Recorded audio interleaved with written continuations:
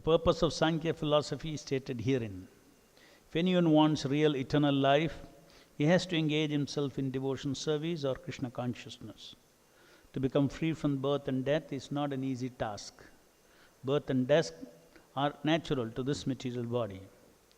Sudurjayam means very, very difficult to overcome. The modern so-called scientists do not have sufficient means to understand the process of victory over birth and death. Therefore, they set aside the question of birth and death. They do not consider it. They simply engage in the problems of the material body, which is transient and sure to end. Actually, human life is meant for conquering the insurmountable process of birth and death. That is to be done as stated here. Mam bhaja, one must engage in the devotional service of the Lord. In the Bhagavad Gita also, the Lord says, Manmana bhava mat bhaktaha. Just become my devotee, just worship me. But foolish so-called scholars say that it is not Krishna whom we must worship and to whom we must surrender. It is something else. Without Krishna's mercy, therefore, no one can understand the Sankhya philosophy or any philosophy which is especially meant for liberation. Vedic knowledge confirms that one becomes entangled in this material life because of ignorance, and that one can become free from material embarrassment by becoming situated in factual knowledge. Sankhya means the factual knowledge by which one can get out of this material entanglement. So Lord Kapila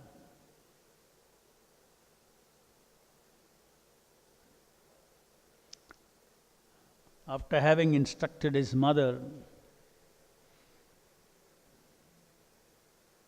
the transcendental knowledge which was meant for the rest of the world, he was born as a son of Devahuti for the purpose of bringing forth in this material world the knowledge of Sankhya philosophy or the philosophy of devotional service. And having instructed her, now the essence of it, he says, that now you can leave also all the things of this material world and go as you desire, just surrendering all your activities to me.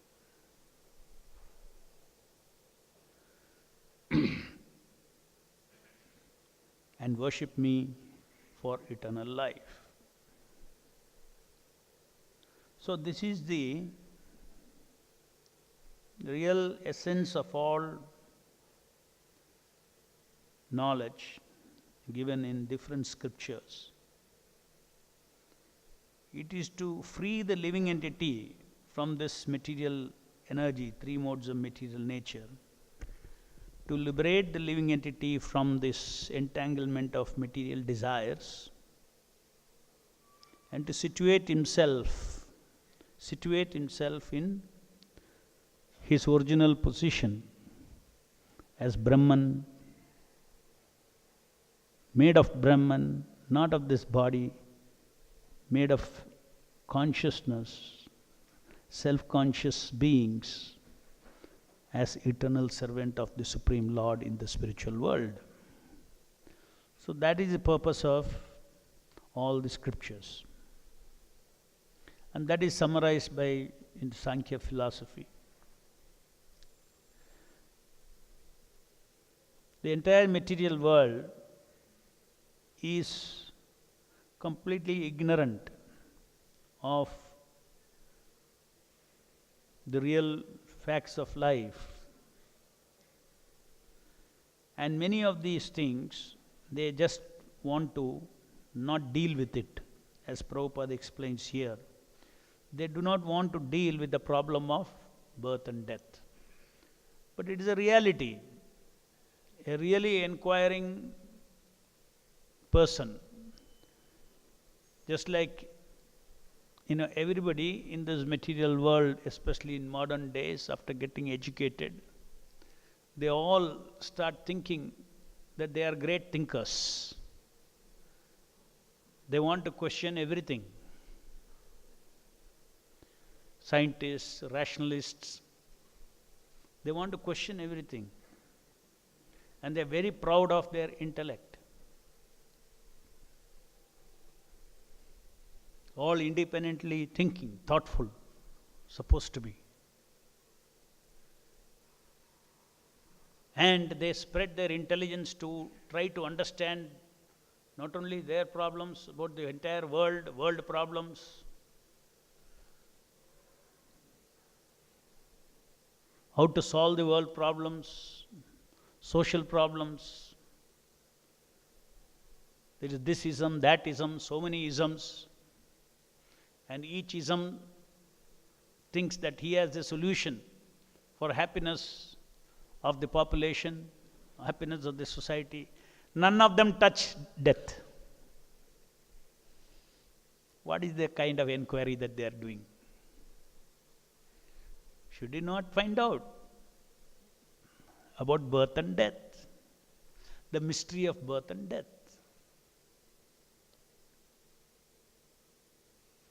Because they cannot get any clue about it.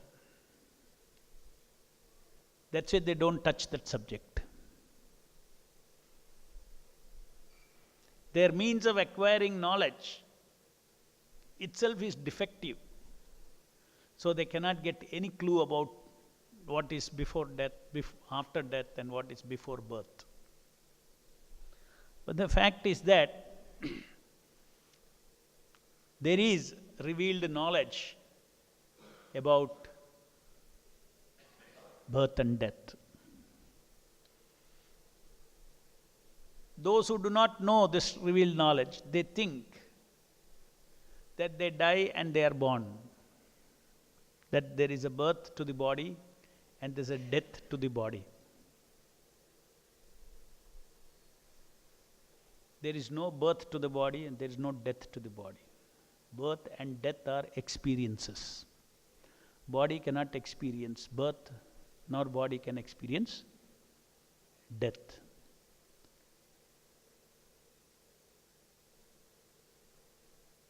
Just like if you are driving a car, the car does not understand when you get into the car, nor the car understands when you get out of the car. Right? In the same way, this body, there is no death, there is no birth for this body. It is for the driver, there is an experience of birth and there is experience of death.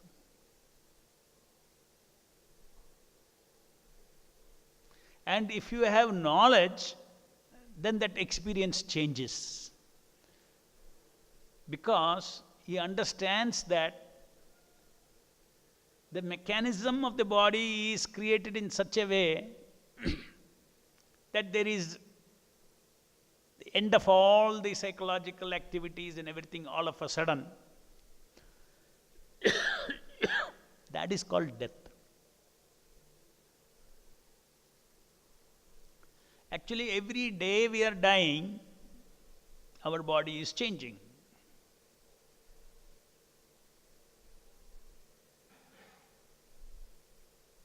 So fast it is changing that different organs have different durations.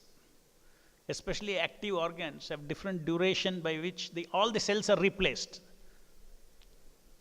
Some are replaced in few months, some are replaced in few days. It's interesting to see that. It's not very long. Some are in the tongue that you have now, exactly I do not know, maybe tongue. But the tongue that you have now, all the cells in the tongue, is not the same after 1 month. That means you already have a new tongue. The liver that you have, like that. Like that, every body has a replacement period. Some are very short. Some are a few weeks. Some are long. But one thing, all the cells together, except for few brain cells or something, 99% of the cells have changed after 7 years, they say. This is according to modern science. In 7 years, all the cells have changed. Some say all are changed, some say no, some brain cells don't, they are remaining same, they say. That also will have its longevity. Then even according to science, who is dying? You're dying every day. Your skin is dying every day, your liver is dying every day, your tongue is dying every day, your eyes are dying every day, every part is dying every day. Then why only once, all of a sudden, when something stops functioning as a complete machinery, when it stops functioning, you call it as death? Those who have knowledge that the person, the Dehi, this is a Deha and there is Dehi. The person who is occupying this body is like the driver in the car. We are all driving different types of cars. Nature has got so many varieties of cars. The other day we were going in the car in Delhi, 8-lane traffic, and so much traffic. And I was seeing, each car, so many brands are there nowadays. Each car is different. No two same cars. That many number of brands are there. This different, this different, this different, this different. Whereas if you see, say 1985, 1990s and all, only two. Ambassador, Fiat. Ambassador and Fiat, that's all. And then you came to year 2000.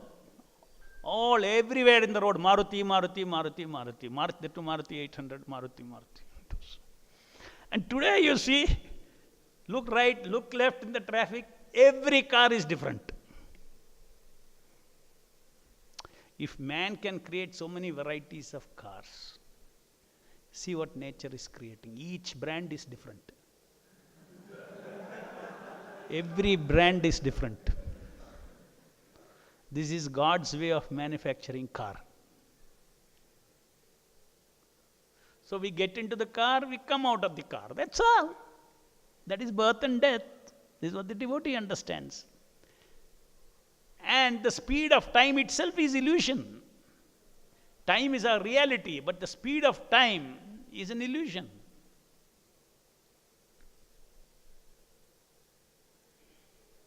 You can close your eyes and you can run time very fast. See yourself getting old. One day lying, everybody is there, your dead body is there. This is not imagination.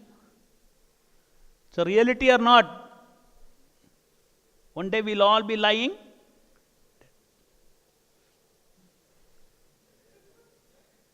Our body will be lying dead.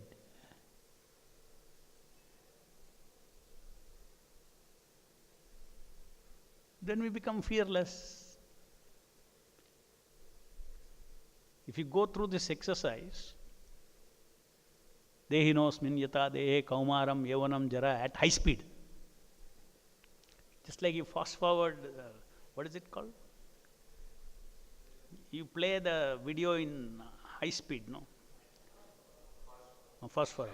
Very fast it goes. The same way, you speed up the time, you can already see yourself dead. Then will you fear death? No.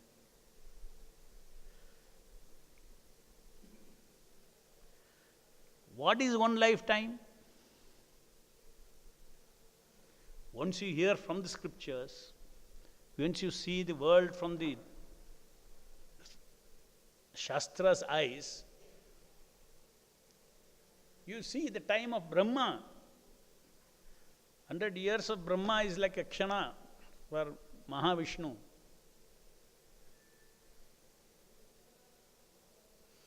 1,000 Mahayugas is 12 hours of Brahma.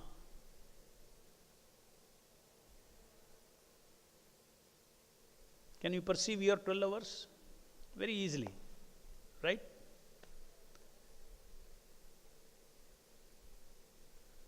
So Brahma, one day's activity for him before he sleeps is our 1,000 Mahayugas. 1,000 Mahayuga means 4 yugas is 1 yuga, Mahayuga. Like that, 1,000 Mahayugas. And 1 Mahayuga is, Kali Yuga is 4,36,000. 10 times, 10 times, 10 times, 10 times, you add up. That many years is 1 Mahayuga. 1,000 Mahayugas. 12 hours of Brahma.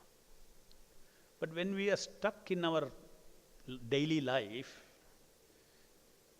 we are oblivious to this entire scale. We are thinking that each moment, today my problems are eternal problems.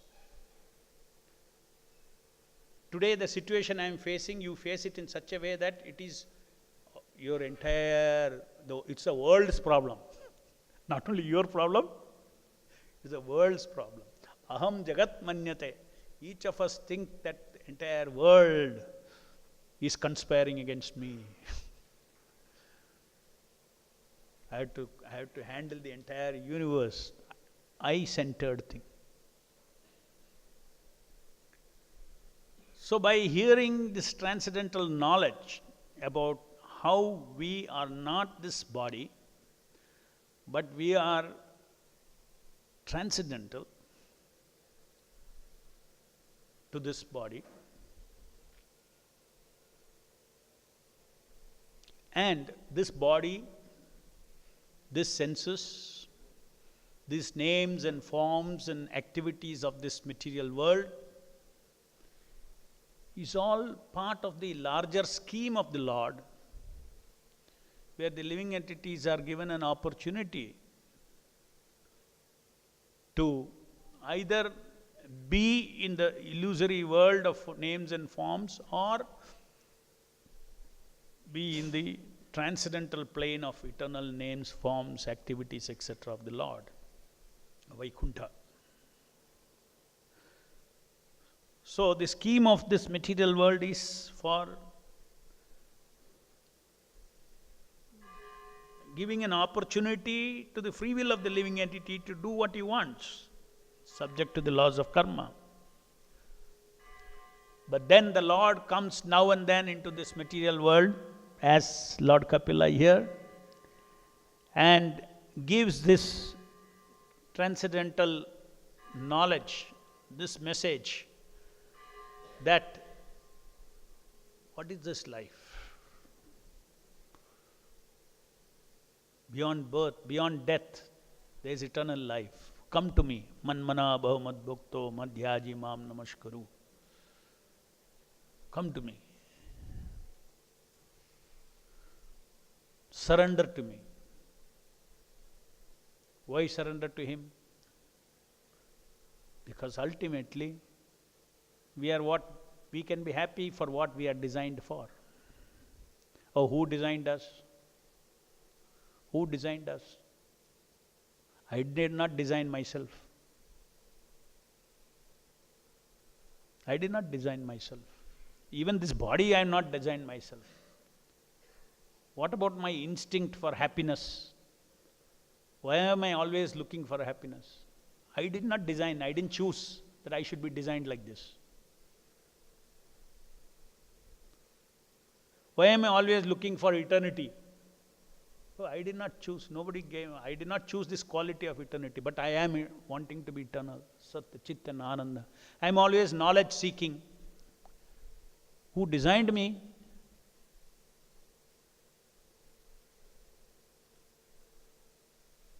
Because we are amshas, we are part and parcel of the Supreme Absolute Truth, Krishna. And Supreme Personality of Godhead, Krishna, he is always seeking Satchit Ananda. He is full of Satchit Ananda. He is full and he is seeking more. That is Vaikuntha Loka. That is the way. That is existence. Existence is nothing but Krishna and his energies. Existence is nothing but Krishna and the play of Krishna with his energies, including this material world. And he plays through different forms. Advaitam, Achyudam, Anadim, Ananta Rupam. In the material world, he plays as the super soul, with all the living entities sanctioning their desires. With his energy, Kala, with his energy, Durga, the three modes of material nature, all. It is all his play. His play, his will. And we are also his amshas.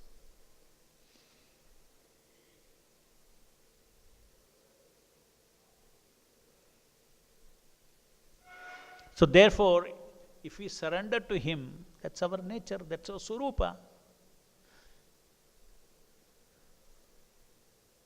That's our Surupa. Surupa means our own constitutional nature is to surrender to Krishna, to depend upon Krishna, to serve him in loving devotional service. And that is his unlimited enjoying capacity of God.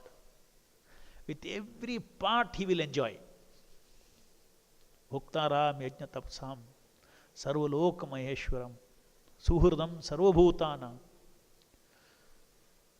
He is in relationship with every amsha.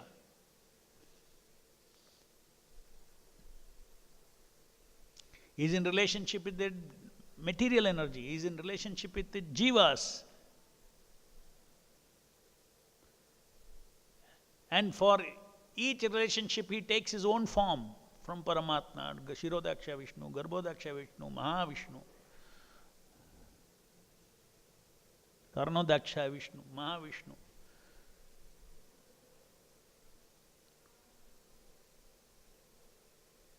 Vasudeva, Shankarshana, Pradyumna, Aniruddha.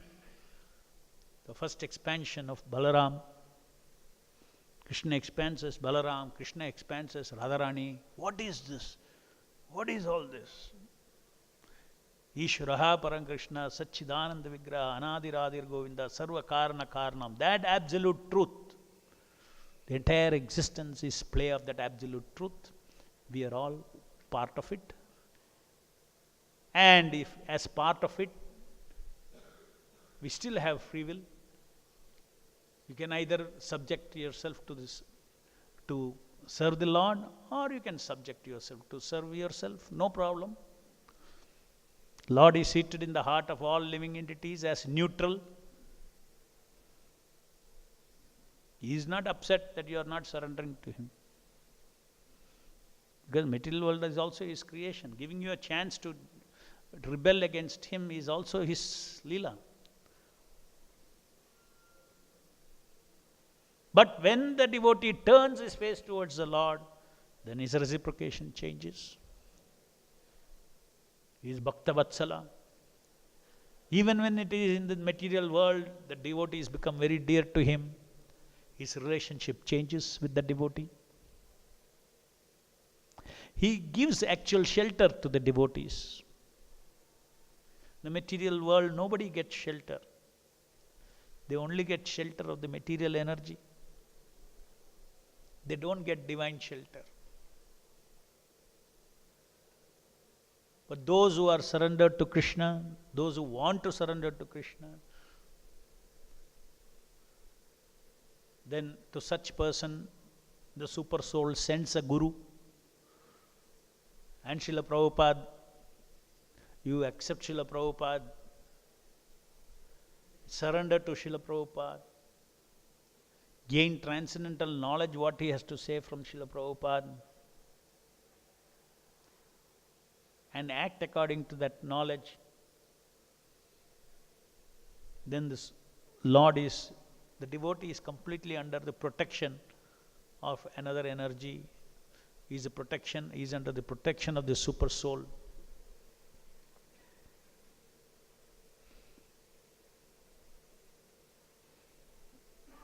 Daivi Prakriti, divine nature is protecting the devotees. So that is actually the purpose of human life. So you can just imagine from this perspective of Bhagavatam, from this perspective of Vedic scriptures, from this perspective of descending Vedic knowledge, revealed knowledge, perfect knowledge that is coming from Creator Himself, God Himself. From that perspective, when you look at the modern so-called intellectuals, they are so foolish. When you call intelligent people idiots, they get very angry, isn't it? All are idiots.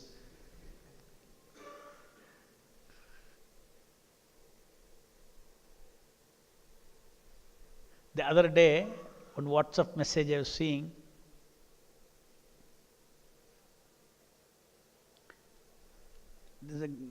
about 100 years back, there is a great mathematician in India. His name is Ramanujam.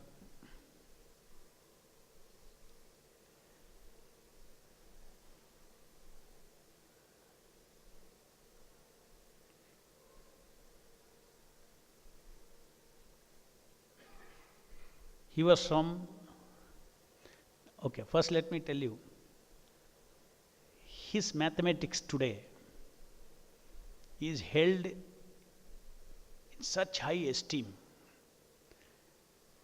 that the scribbling that he has made in his notebook, even today, Western mathematicians are trying to understand what it is, trying to figure out. They know that there is something in it, trying to figure out.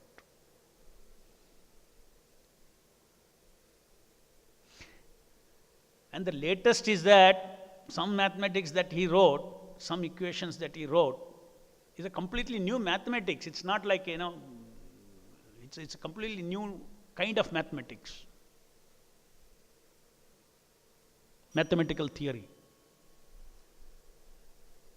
That today is a mathematics of a black hole.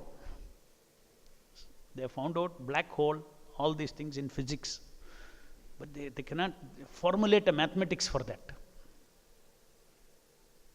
It is able to explain. That means 100 years back, the mathematics of explaining the cosmological phenomena of black hole, in a notebook he has written. And so many things, just one example this is. It will explain gravitational waves, it will explain everything, all that equations are already there.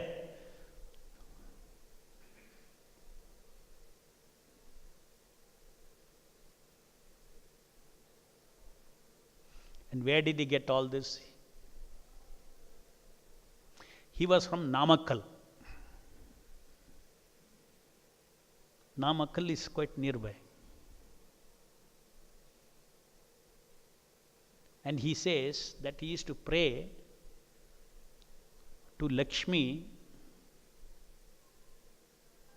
deity in that Namakkal Lakshmi Narsimha temple. Namakkal Narsimha temple you have been? Many of you have been. Near Salem. So there's a deity of Lakshmi there. So he was a upasaka of that Lakshmi deity. That he used to pray. Suddenly in the night he'll get up and he'll just start writing the equations.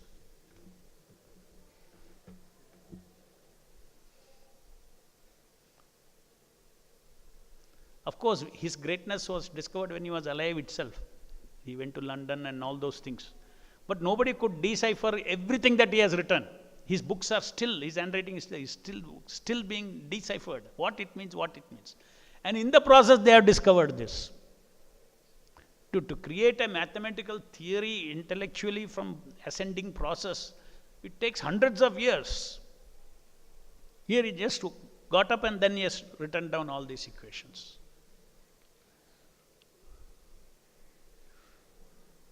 We want to ask these rationalists, what do you explain?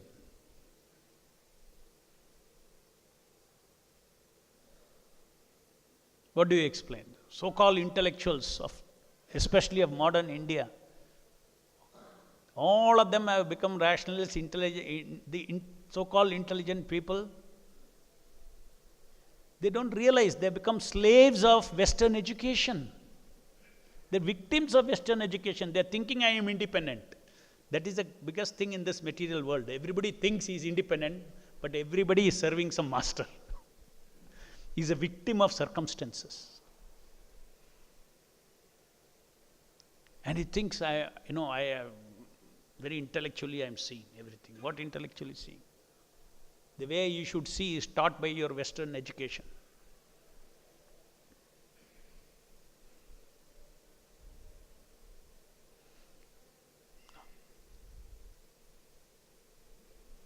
So, solution to all human problems, solution to all the problems of life, one can get only from the perspective, Vedic perspective of revealed knowledge. Because with our tiny senses we cannot measure, we cannot understand the knowledge. With our limited senses we cannot even understand what is pleasure. What potential pleasure is available for us in service of the Lord? No idea. The quantity, what it is. So, Prabhupada says, actually human life is meant for conquering the insurmountable process of birth and death. That can be done as stated here. Mam bhaja, one must engage in the devotional service of the Lord. And without Krishna's mercy, without the mercy of the personality of Godhead, nobody can free himself from birth and death. Impersonalist cannot. Impersonalist is another kind of rationalist. Vedic rationalists are called impersonalists. They don't want to recognize a person God. Vedic rationalists. At least they are sound rationalists, Vedic rationalists. The modern rationalists are all bekar.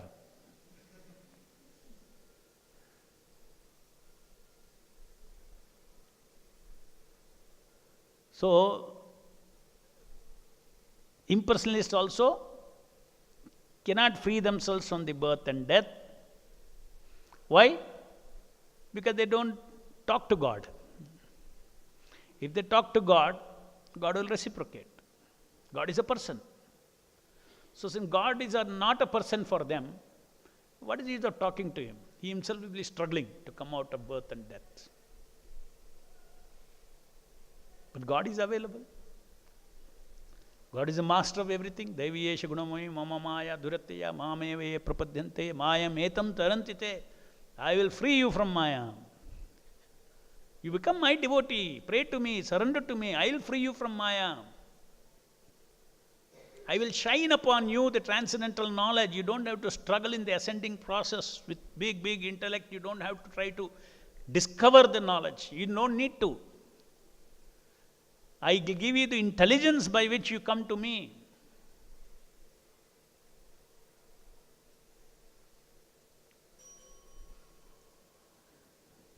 Questions?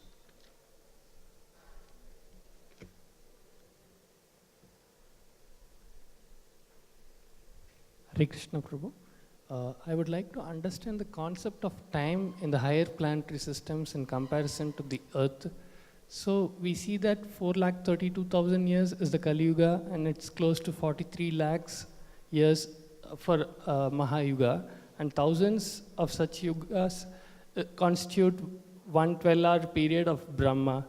So during the annihilation time, how does this time function, Prabhu? Let's say I live for 100 years in this planet Earth, and Indra lives for 100 years on his planet Indraloka.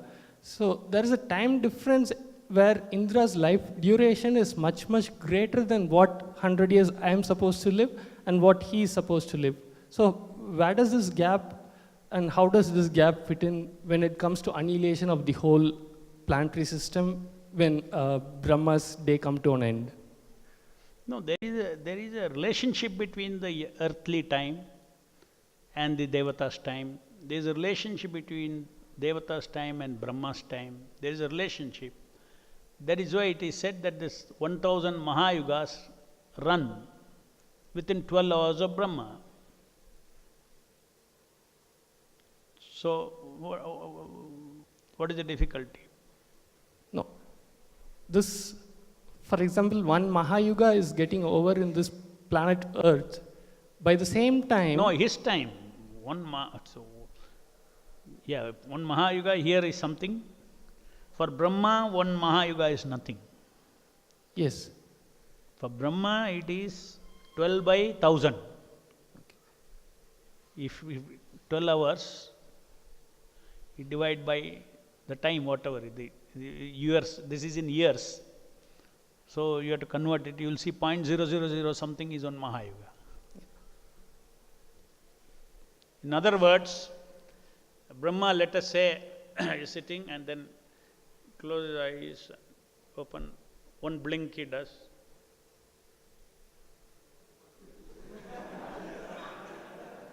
You have gone through 1,000,000 lives. The soul in this body has already gone through 1,000,000 lives. When you hear all this, ye kya tamasha hai? Yeah, this is life. For the living entities, it's all, material world. In the material world, illusion makes a joke of us.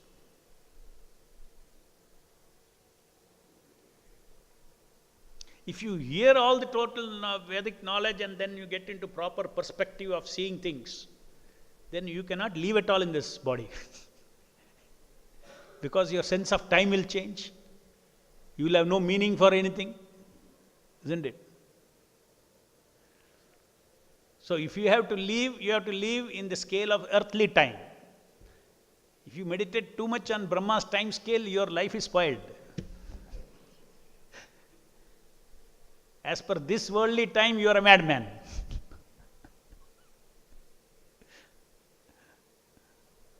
So Lord has a transcendental reason for all these things, for giving us independent rasa. Yeah, be in the earthly time properly. Don't go into Brahma's time, Devata's time and all. Be in this earthly time. But know that this is a training ground for me. This is a world where which I know. When I see there are different rasas in this material world, I understand that there is an eternal spiritual rasa somewhere. When I experience in this material world love, affection, dasya rasa, sakya rasa, madhurya rasa, all these things that you see here, it's all design of the Lord to give you a vocabulary of spiritual world. You build up your vocabulary of the spiritual world. Yes, all these things are eternally available in the spiritual world. That is the purpose of this life. So let me nicely understand these things also.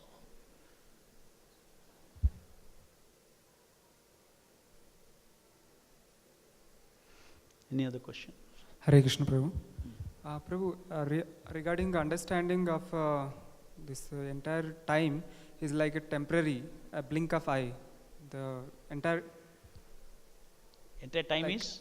Sufferings, miseries, like you were mentioning in the class also, that if you just think this entire time creation is like a flash. Yeah.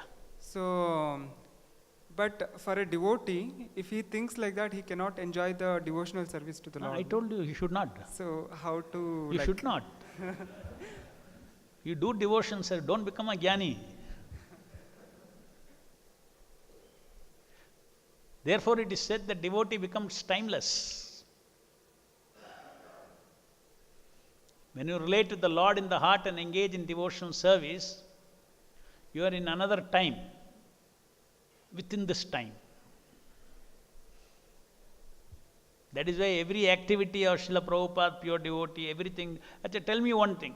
Why is that the activities of different devotees and Lord and all these things, which is happened in this material world, described and glorified in Srimad Bhagavatam? Why is it? Is it illusion? It's not illusion, it is facilitated. Time has also served the Lord. Today, time is also serving the Lord in this material world. So I will go with that time. But I will not be in illusion about I am this body. Kali Yuga, Satya Yuga, Treta Yuga, Dwapara Yuga, these are cycles that is created by Him. You see, time one should not think. The speed of time may be illusion, but time is not illusion. Time is an energy of the Lord. The tendency is to think, oh, it's an illusion. No.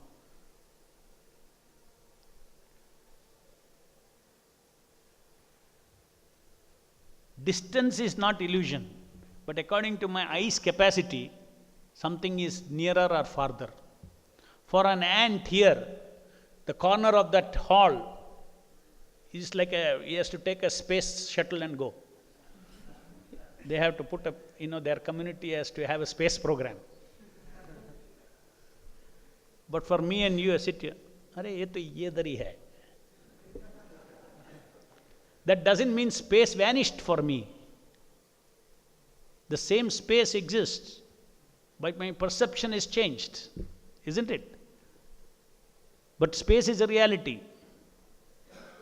In the same way, time is a reality of the Lord. It is serving the Lord in this material world, Kala.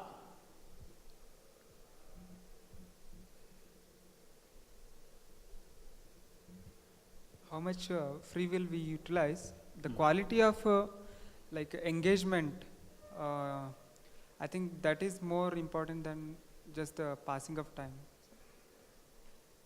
Yes, every moment we have to engage ourselves in devotional service.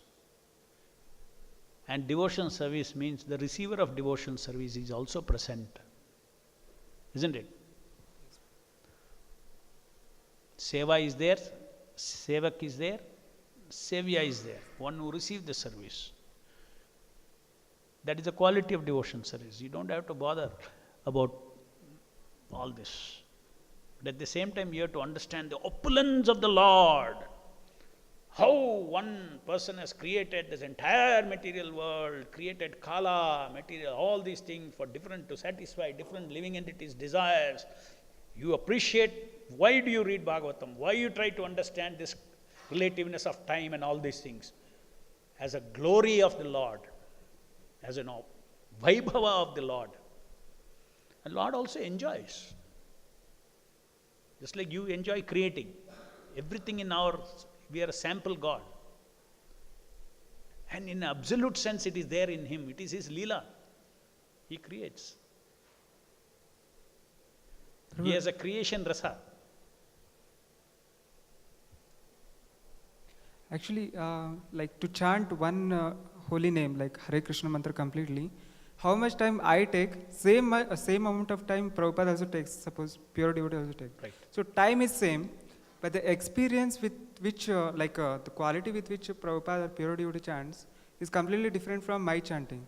Right. So what is the difference, Prabhu, between my chanting and their chanting? Time is same only, but the experience is different. Yeah, the quality. That is different. Yes, you yourself said experience is different. So experience is different. How do we go towards that? When you chant Hare Krishna, Krishna Krishna, Hare Hare, Hare Rama, Rama Rama, Hare Hare, one experience is, I am this body and I am chanting Hare Krishna. Where is your experience? In this world.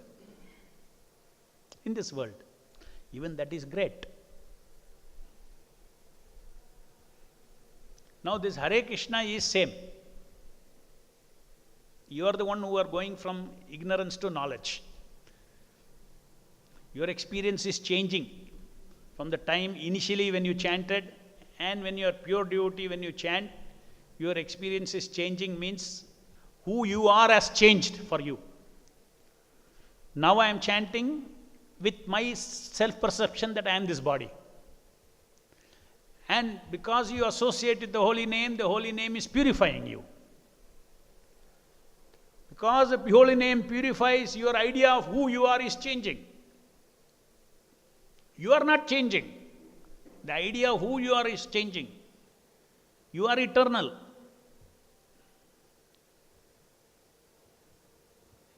As a pure devotee also, you only are chanting. And in the bodily concept also, you only are chanting. But in the bodily concept of life, you are chanting in ignorance about yourself. When you are pure devotee, then you are chanting without ignorance about who you are. And therefore, that experience that you get and the experience that the Lord gets is changing. Suppose one pagal fellow comes here. He doesn't know I am Madhu Pandit. Suppose he goes on saying, Madhu Pandit, Madhu Pandit, Madhu Pandit, Madhu Pandit, Madhu Pandit, Madhu Pandit. So I know he is a pagal fellow. I know he is not calling my name. I know he is not calling my name. He is a haunted man. But still he is calling my name. Isn't it? That is one thing. Oh, yeah. Another person comes, he knows who is Madhu Pandit. And he calls, Madhu Pandit, Madhu Pandit, Madhu Pandit. How will I respond? Different, no? So the Lord's experience also changes. That means the holy name's experience of your chanting. How the holy name sees you as a chanter is different from the beginning when you chant and when your chanting becomes pure. When your chanting is with Shraddha, with knowledge, with Shraddha, with Preeti, with Asha to please Him, naturally the holy name will look at you differently. Ye tamam prapadyante tamsate bhajamiham. He will reciprocate differently. So the experience, plane of experience is changing. So when Prabhupada is chanting, his plane of experience is in this material world with us. But his plane of experience is another plane. Grandharaj Srimad Bhagavatam ki jai, Jagat Guru Srila Prabhupada ki jai.